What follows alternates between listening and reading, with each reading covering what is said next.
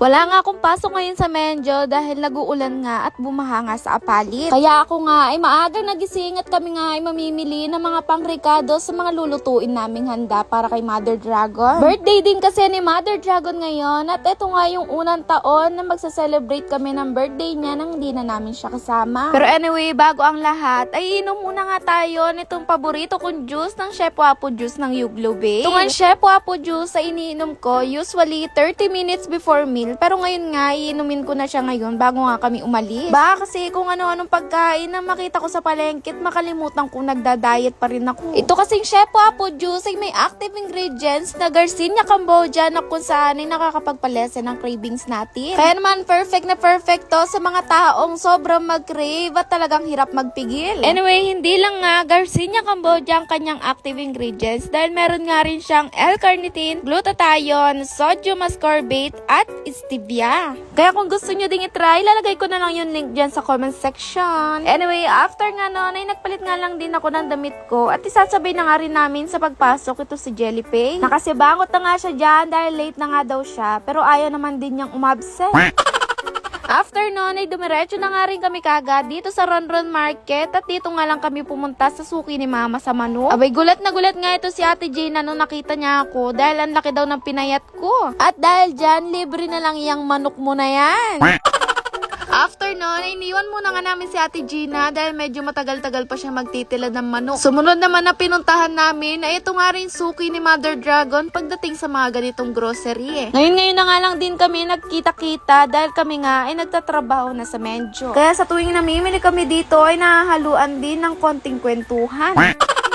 After naman noon ay dito naman nga kami dumiretso sa tindahan ng mga gulay. Dito nga rin lagi bumibili si Mother Dragon ng mga gulay at ngayon nga si Bobby na ang namimili. Grabe, sobrang thankful ko talaga sa boyfriend ko na to dahil biruin mo, siya na nga ang mamimili, siya pa ang magluluto. Talagang ang naging ambag ko na nga lang dito ay mag-video at buhatin yung ilan sa mga pinamili namin.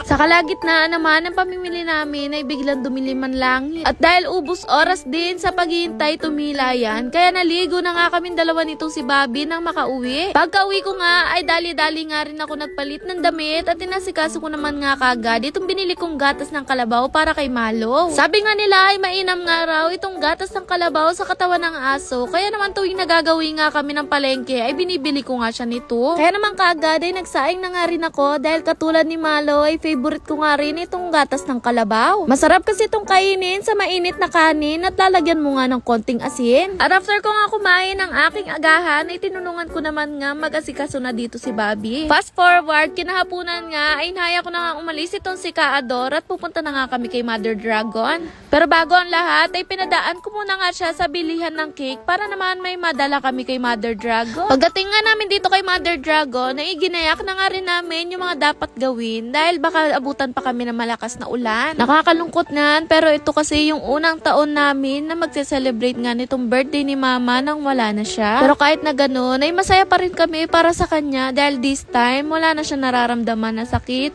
at hindi na siya nakakaranas ng mga sakit na naranasan niya noon. Pero syempre, hindi pa rin maiwasan malungkot dahil miss na nga rin namin siya. Kaya naman bago pa nga kami abutan ng malakas na ulan ay kinanta na nga rin namin ito si Mother Dragon at hindi ko na nga rin kinaya yung naging emosyon ko. Hanggang ngayon kasi ay sobrang sakit pa rin at never na nga ito matatanggal sa puso ko. Kaya naman hanggat malalakas at nakakasama nyo pa yung mga magulang nyo, ay mahalin nyo sila ng todo at lagi nyo silang papasayahin. Dahil hindi natin alam kung hanggang saan at hanggang kailan pa natin sila makakasama. Ilang minuto nga rin kami nagstay dito hanggang sa magdilim at pamaya-maya ay naya ko na nga rin umuwi itong si Kaador. May mga bisita pa kasi kami paparating at yung iba nga ay nandun na nga raw. Kaya naman nagpaalam na nga rin kami dito kay Mother Dragon at kami nga ay uuwi na. Pagdating nga namin ay nandito na nga rin pala ang aking mga katrabaho sa Menjo Apalit Branch. Kanina pa nga raw sila nandito kaya naman pamaya-maya ay nagpaalam na nga rin silang umuwi. Ayaw ko pa nga sana silang pauwiin kaso nga lang nag-uulan-ulan ang panahon ngayon kaya hinayaan ko na nga rin. After naman nun, ito naman nga family side ni Kaador ang aking mga bisita. Diyos ko, makatulala, bago sila kumain nagsitimbang muna sila.